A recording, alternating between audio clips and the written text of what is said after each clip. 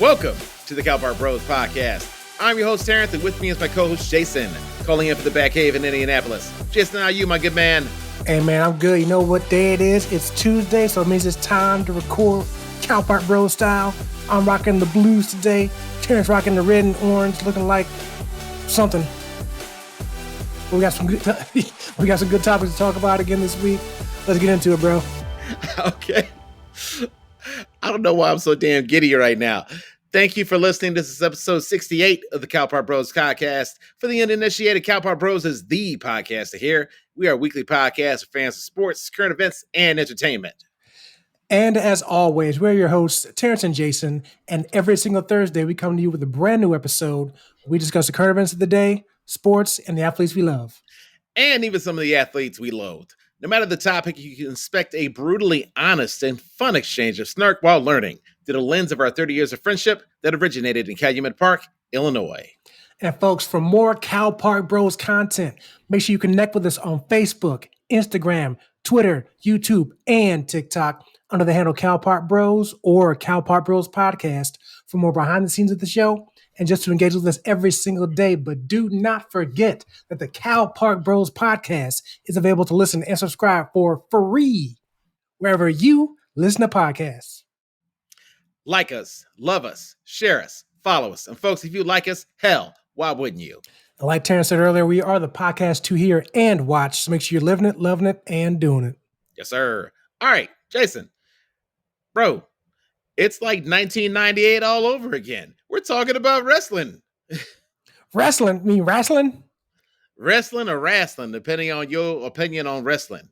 But yeah, I feel like the time has come. And the reality is, listen, Vince McMahon is on his way out. He's retiring in the midst of this crazy sex scandal investigation that's been going on for months at this point. As he's retiring at the ripe old age of 77. And my first realization is we really haven't talked about wrestling much.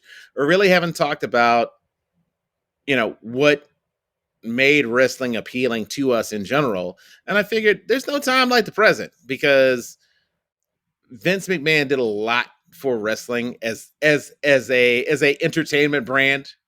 And while I'm not trying to excuse any of his behavior, I do think also that doesn't change his contribution to the WWE. So I just figured like, hey, it's probably time.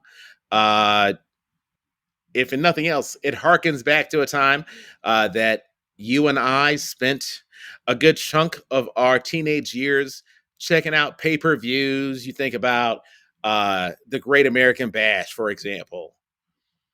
Like, I lost track of how many weekends were effectively the cornerstone was a pay-per-view that we would hang out and check out together. So I think a lot of good things came from the stewardship of Vince McMahon. And if nothing else, I think talk about a guy that rolled with the punches. Like, even in the midst of a lawsuit battle where he had to change the name of the World Wrestling Federation to WWE, the man clearly has some business bona fides, and has been able to kind of maintain and grow his brand over 30 years plus of business. So some of my initial thoughts. What are some of yours? So, yeah, you mentioned that, we haven't talked wrestling at all, professional wrestling at all on the show. Like you mentioned, we definitely grew up, watching wrestling back in the Attitude Era, the big era, the most popular era, and probably the most somewhat respected era of WWE from the fans, at least. So we grew up watching that pay-per-views once a month, whether it be WrestleMania, you mentioned Great American Bash, SummerSlam, Royal Rumble, whatever, what have you. But obviously I'm a little more into it now than I'd say you are, which is fine. But that's kind of why we haven't really talked about it a whole lot or at all. But this story was one we couldn't ignore because even though you're not currently as much in the wrestling, Mr. McMahon has been with the WWE since he bought it from his dad in 1982.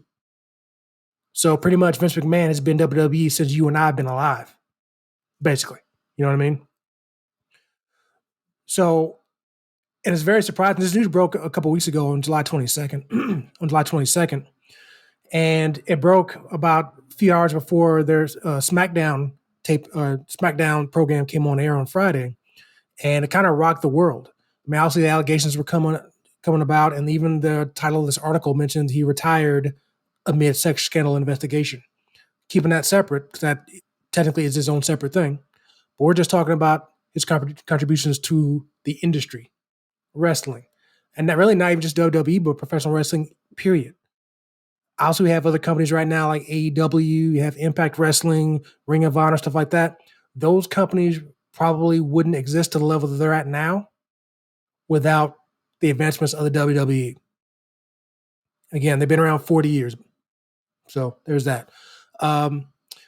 But very shocked and surprised at the news because, again, about a month prior to this, that's when the allegations started coming to light and were being reported on.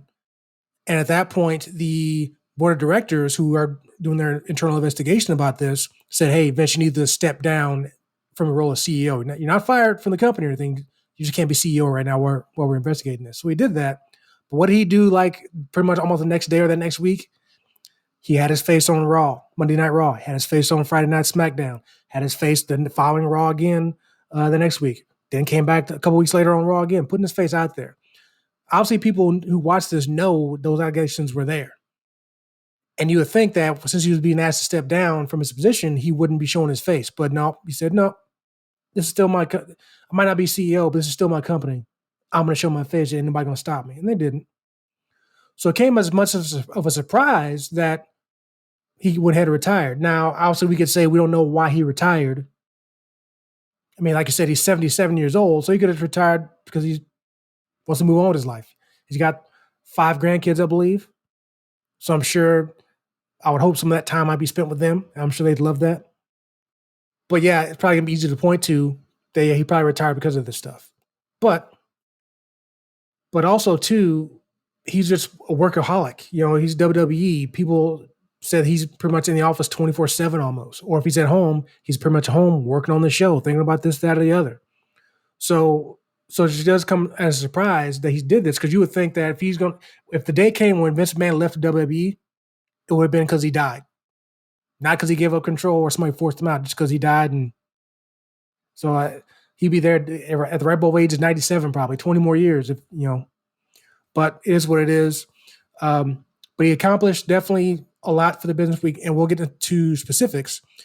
But Terrence, I'm curious to get your opinion on this, just from what you know overall, or just from the perspective of when you were bigger into it than right now. What would you say, or what would you think was some specifics when it comes to his contributions to the WWE and professional wrestling? I think first off, he definitely grew the popularity of wrestling. You look at all of these I don't want to call them fledgling federations. You know, you got the ECW, for example. You got TNA Impact. All these other wrestling federations. It was almost like wrestling became so big, you almost had like these offshoots. And in a weird way, it felt like, okay, it still feels like it's not cannibalizing itself. Because if you're in the WWE, you're going to be in the WWE. You're not going to be like, oh, I can only be into one. It wasn't like back in the day when you had the WCW and the WWE literally competing for 3 hours every Monday. Okay. Remember those days? The Monday Night War, bro. Yeah. Like I said, that was during the Attitude Era. That was when people would say wrestling was at its heyday, because not only was there one huge company on TV, on big time TV, now you had 2. WWE, Monday Night Raw was on USA, WCW is on TNT. So yeah, definitely remember that. Can I forget that? I tell people this. I used to have a ritual on Monday nights. Like I come home, make sure my homework is done, but I make sure that by 6 o'clock, because WCW Monday Night Nitro came on at 7 p.m. I made sure by 6:30 I was walking down the Dillingers, give me my pre-wrestling meal, and I walk back, get ready to watch the show and just kick it for 3 hours watching wrestling from one company to another. So that was my Monday nights for sure. So definitely cannot forget the Monday Night War, bro. But exactly. Yeah, you mentioned ECW. Vince even bought ECW. He bought one of his actually he bought both of them, ECW and OCW. So his two main competitions in popularity and in money, he bought them both. So I was going to go into that later, but that's one of the things I'd say he'd accomplished. He bought his two biggest competitions. So, but go ahead. I didn't want to cut you off, but yeah, I definitely have fond memories of those times. Yeah, I also think you look at the craze with streaming, and I know that WWE they've got their deal with Peacock now, but hell, everyone else had a streaming deal. He clearly wanted to get in on that. Utilizing those past great events of WrestleMania, like I should be checking out that shit right now just to see, like, oh man, I probably haven't watched some of this stuff in 30 years, right? So I think clearly Vince was somebody who recognized the potential, not only for competition, but also the potential for growth in his own company. And the thing that I appreciate arguably the most, hey, he put his kid on. Like, WWE is going to be in great hands. Like, Stephanie McMahon, I think, is going to be an excellent, leader for the company. Clearly, somebody who actually already was in the business. She got her feet wet. She was a wrestler. She knows the business. She's married to Triple H. The company is going to be fine. Triple H, who's also an executive with the company as well, and put in a very prominent position, which is a good sign for the future. But yeah, I agree with you. Technically, he put both of his kids on, Shane and Stephanie. I mean, Shane's not executive now, but even when he was with the company, prominent role when it comes to more on screen than his sister was. So yeah. And technically, his wife was even put on too. For a certain, not as much. You don't remember? No, you don't remember? I don't. Linda McMahon. Okay. Yeah, tell me about that, because I don't recall that era as much. So again, she wasn't as much on screen as Shane, Stephanie, or Vince by far, but there are certain angles throughout the Attitude Era, and maybe a little after, to where Linda McMahon was on the roll too. It was more so whenever it was like a family storyline, like a McMahon family storyline. Like she would get involved with that. Back when the ECW, the WWE version was kind of around, she was in the middle of that a little bit too. She had some scenes with Stone Cold, some scenes with Stephanie. Yeah, so she was definitely a part of it too. So yeah, the whole McMahon family was put on during that era. So, but again, it's going to be a McMahon family business. Like I said, he bought it from his dad. Now that he's gone, his kid is running it along with her husband. Again, between the 5 grandkids they have, as far as Vince has, there's a good chance that it might get passed on to one of them if they want it. So you never know there. But you mentioned the popularity of WWE. I agree with you, but I think that all started a slow process, but I think it all started when he did the first WrestleMania. The first WrestleMania was back in March of 85. A few months ago, they just had the WrestleMania 38. So it's still going on. It's a huge spectacle event. It's a 2-night event now where they're selling out the arena, 100,000-ish people in total that come from all over the world for this event, whether it be India, Japan, people in Europe, South America, wherever. People flock to this event every year. But again, slow process. Think back to those original days of WrestleMania, be it WrestleMania 1, 2, or 3. You had superstars actually performing at the events, whether it be Mr. T, Cyndi Lauper back in the day. And when you might laugh about Cyndi Lauper, but keep in mind this is the 80s. How big of a star was Cyndi Lauper back in the 80s, and Mr. T for that matter? Mr. T is actually in matches at WrestleMania. So it just grows from there. But I think also that led to the fact that one important part of popularity is getting, even back in the 80s, WrestleMania was still like a niche kind of a thing. But once what the important part was, and I heard somebody say this, and I thought about it, and it made sense, is that once Vince got Hollywood in general to like professional wrestling in WWE, boom. Because that's when WWE Studios came out. And guess who was in the first 3 movies that WWE Studios created? Scorpion King, Walking Tall, Rundown. Who's the star of those 3 movies, Terrence? The Rock. And look where he's at now. So you have people, once he became that first person to get that really popular. Now, granted, The Rock obviously is a great example because he just had that charisma, that personality, things like that. But that built the bridge for other stars to do the same thing. Now, obviously, Hulk Hogan had movies back before, but not to this level. But then you saw people like Stone Cold get movies, John Cena get movies, Batista get movies, The Miz for that reason, for that same perspective as well. So, again, because of The Rock and because that, again, built the foundation of Hollywood-liking wrestlers and wrestling. And not to mention how many rappers, how many people have wrestling references in their songs. I believe Cardi B herself just made some reference the other day I heard about Jimmy Superfly Snuka. And then and Ric Flair. How many people have Ric Flair in their songs or John Cena these days, you know? So, and not even that, you have people making albums, music videos, John Cena, The Rock, stuff like that. Question the quality all you want, which is fine. But the fact that they're doing that stuff says a lot because, again, once Vince got Hollywood to like wrestling, the doors are off. So I think those are some of the big things.